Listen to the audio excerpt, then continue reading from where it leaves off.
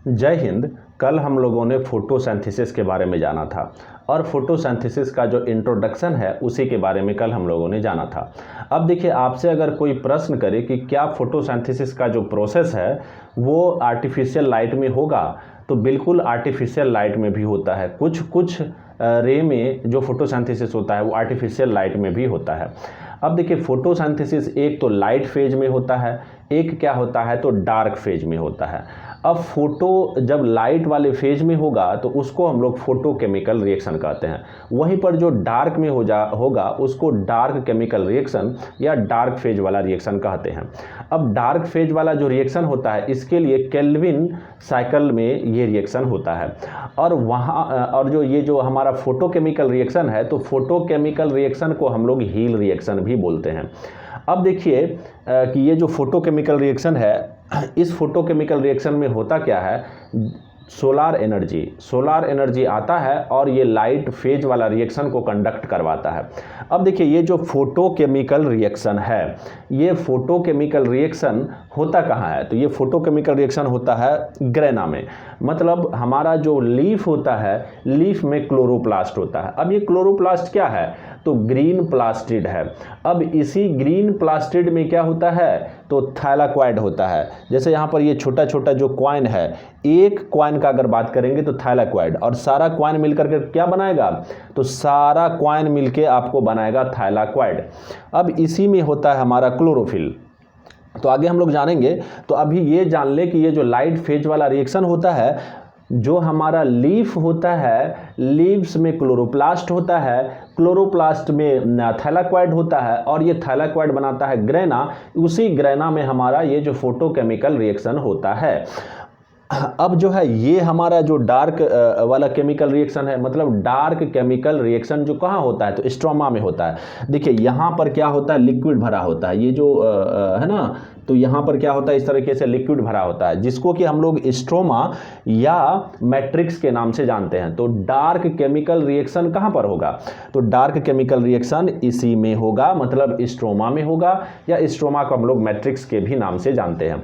तो चलिए आते हैं। देखिए होता क्या है कि फोटोकेमिकल रिएक्शन में, मतलब जब सोलार एनर्जी या फोटोनों की एनर्जी आता है और पत्ते में जाता है तो क्या होता है, तो जब पत्ते में जाता है तो जाहिर सी बात है कि ये क्लोरोप्लास्ट में जाएगा। तो क्लोरोप्लास्ट में जाएगा तो फिर क्लोरोप्लास्ट के अंदर में भी वो एनर्जी जाएगा, और वहाँ पर ये जो थैलाक्वाइड है क्या, तो इस थैलाक्वाइड या बोल लीजिए इस ग्रेना में बहुत सारा क्या होता है तो क्लोरोफिल रहता है।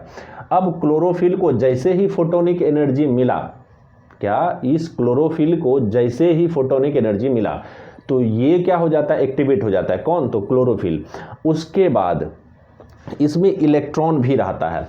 देखिए आपने देखा होगा कि अगर कोई परिवार है, उस परिवार में, हालांकि अधिकांश कुछ परिवार में ऐसा नहीं होता लेकिन अधिकांश परिवार में ऐसा होता है, दो भाई है और उसमें से एक भाई क्या करता है, बहुत ज़्यादा पैसा कमा लेता है, तो फिर वो अपना बोरिया बिस्तर उठा करके अलग कर लेता है, बोलता है मेरे पास में तो बहुत ज़्यादा पैसा है। फिर बाद में भले ही उसको इसका खामियाजा भुगतना पड़ता हो, वो अलग बात है। कभी कभी तो उसको पता चलता है, कभी कभी तो उसको इस चीज़ का एहसास भी नहीं होता है। वही हाल होने वाला है यहाँ पर इलेक्ट्रॉन का। अब देखिए ये जो हमारा ग्रेना है, क्या ये जो हमारा ग्रेना है, इस ग्रेना में इलेक्ट्रॉन था। अब इस इलेक्ट्रॉन को जैसे ही फोटोनिक एनर्जी मिला, क्या, तो जैसे ही फोटोनिक एनर्जी मिला तो ये जो है इससे इलेक्ट्रॉन क्या हो गया, कूद के बाहर चले आया, बोला कि नहीं मैं अब यहाँ पर नहीं रहूँगा, अब मैं स्वतंत्र हूँ, अब मैं क्या करूँगा, मैं घूमूंगा इधर उधर, क्या होता है डिज्नीलैंड कभी जाऊँगा तो कभी भट्टा मार्केट जाऊँगा, है ना। तो यहाँ पर ये जो इलेक्ट्रॉन है ये निकल जाता है, तो क्या एनर्जी लेकर के निकलता है। आपने इस बात को पढ़ा होगा कि जब एटम में बहुत ज़्यादा एनर्जी दिया जाता है तो फिर इलेक्ट्रॉन जो है, इलेक्ट्रॉन को जब ज़्यादा एनर्जी मिल जाता है तो फिर वो अपना जो है स्टेट को, मतलब अपना को, अपना ऑर्बिट को छोड़ के दूसरे ऑर्बिट में कूद जाता है। वही वाली बात यहां पर हुई। अब इलेक्ट्रॉन तो क्या हुआ, बाहर तो निकल गया एनर्जी लेकर के, लेकिन अब उसका एनर्जी को खींचने वाला, मतलब उसका एनर्जी को चुराने वाला, उसका एनर्जी को का डकैती करने वाला बहुत सारा होता है। अब देखिए ये जो इलेक्ट्रॉन निकला है, एनर्जी लेकर के निकला है, उसका इलेक्ट्रॉन का डकैती होगा। उस इलेक्ट्रॉन का डकैती कौन करेगा, ये जो देख रहे हैं ये जो फॉस्फेट है, इधर फॉस्फेट घूमते रहता है, फॉस्फेट देखता है, बस निकालता है बंदूक, बोलता है मेरे को एनर्जी दो, मतलब उसको एनर्जी देता है। वो इलेक्ट्रॉन क्या करता है, इस फॉस्फेट को एनर्जी देता है, बंदूक के बल पे ये लेता है, क्योंकि अब वो इलेक्ट्रॉन तो अकेला है, उसका फैमिली तो रहा नहीं, उसका समाज तो रहा नहीं। अब ये फॉस्फेट क्या करता है, ये फॉस्फेट बंदूक के बल पे उससे वो एनर्जी ले लेता है और जाकर के मिल जाता है ये पावरफुल आदमी से, और इस पावरफुल आदमी से ये मिल गया तो फिर और ये ज़्यादा पावरफुल आदमी का निर्माण करता है, वो होता है ATP। अब देखिए ADP, इसमें D4 डाई होता है और यहाँ पर T4 क्या होता है, तो ट्राई होता है। इसका फुल फॉर्म आप लोग जानते होंगे, एडिनोसिन डाई फॉस्फेट, और इसमें ये फॉस्फेट एनर्जी लेकर के आकर के जुड़ गया तो फिर ये क्या बना लिया, एडिनोसिन ट्राई फॉस्फेट। अब देखिए क्या होता है, इतनी ही बात नहीं होती है। अब वो जो फोटोनिक एनर्जी आया था, सिर्फ वो क्लोरोफिल को ही एक्टिवेट नहीं किया या इलेक्ट्रॉन को ही उत्तेजित नहीं किया, बल्कि उस क्लोरोप्लास्ट में क्या था, वाटर भी था। अब उस वाटर को भी तोड़ देता है, वाटर को हाइड्रोजन आयन में और हाइड्रोक्साइड आयन में तोड़ देता है। अब यहाँ पर NADPH भी, NADPH नहीं बल्कि NADP घूमता रहता है। अब ये हाइड्रोजन आयन जाकर के मिल जाता है किससे, ये NADP से। देखिए ये हाइड्रोजन आयन जाकर के मिल गया है और क्या बना लिया है, तो NADPH। अब ये NADPH का काम क्या है, अब ये NADPH एसिमिलेशन एक पावर होता है सेल के अंदर में, जो कि एसिमिलेशन पावर होता है, और ये इस एसिमिलेशन पावर का इस्तेमाल करके पत्ती क्या बनाता है, तो कार्बोहाइड्रेट बनाता है। कार्बोहाइड्रेट का फॉर्मूला कल हम लोगों ने देखा था, क्या था, तो CH2O जब उसमें 6 लगा दें तो फिर ग्लूकोज बनता है। कहने का सीधा सा मतलब क्या हो गया, ये NADPH ही है जो कि उत्तरदायी है, रिस्पॉन्सिबल है क्या चीज़ के लिए, तो कार्बोहाइड्रेट के निर्माण के लिए, या बोले पहले एसिमिलेशन पावर देता है, फिर कार्बोहाइड्रेट बनता है, फिर क्या बनता है, तो लास्ट में ग्लूकोज बनता है। अब यहाँ पर ये ग्लूकोज ये क्या कर दिया, ग्लूकोज बना दिया। ये सारी बात हो गया। अब देखिए ये जो वाटर जो टूटती है, इसको एक नाम दिया गया है, उसको बोलते हैं फोटोलाइसिस। क्या बोलते हैं उसको, फोटोलाइसिस। अब देखिए ये जो वाटर टूटता है, ये जो वाटर स्प्लिट होता है, इस वाटर का जो इलेक्ट्रोलाइसिस होता है, उसके लिए मैग्नीशियम और क्लोरीन का ज़रूरत होता है। और उसके बाद देखिए मैग्नीशियम क्लोरीन तो हुआ, अब ये जो मैग्नीशियम है ये कहाँ पाया जाता है, तो ये मैग्नीशियम भी यहीं पर पाया जाता है, ये जो हमारा ग्रेना है।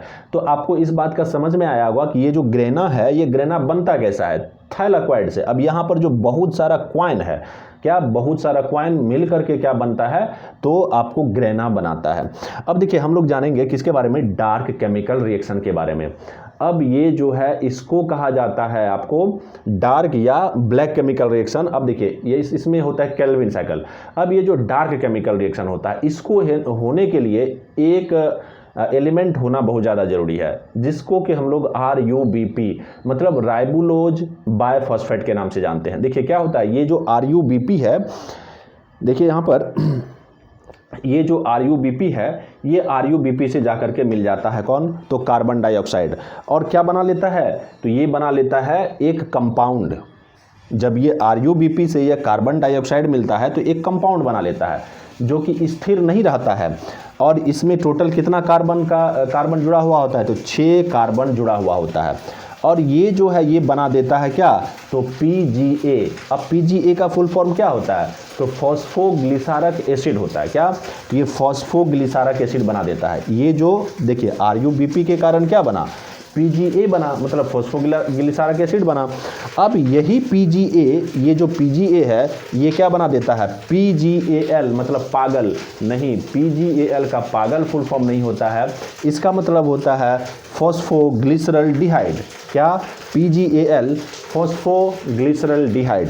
अब ये जो फॉस्फोग्लिसरल्डिहाइड है, ये बनाता है क्या, तो फॉस्फेट सकरा। क्या, तो फॉस्फेट सकरा का निर्माण करता है। अब इसी फॉस्फेट सकरा से क्या बनता है, तो सकरा। अब देखिए यहाँ पर बात करते हैं, ये जो PGAL है, ये PGAL अपने में ही एक भोजन की तरह, पौधे के भोजन की तरह काम करता है।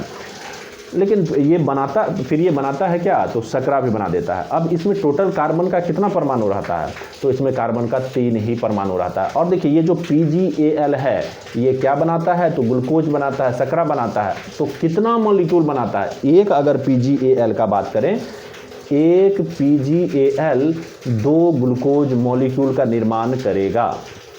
तो ये हो गया। अब देखिए यहाँ पर एक चीज़ है कि ये जो डार्क केमिकल रिएक्शन होता है इसको केल्विन साइकिल, मतलब ये केल्विन साइकिल में ही होता है। आखिर इसको केल्विन साइकिल क्यों कहा जाता है, इसलिए क्योंकि मेल्विन केल्विन नाम का जो साइंटिस्ट है उन्होंने ही इस डार्क रिएक्शन का खोज किया था, डार्क केमिकल रिएक्शन का खोज किया था अपने 2 सहयोगियों के नाम से, जिसको हम लोग बोलते हैं बेंसन बोसॉम।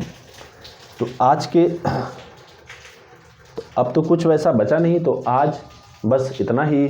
आपसे मिलते हैं अगले वीडियो में, तब तक के लिए जय हिंद।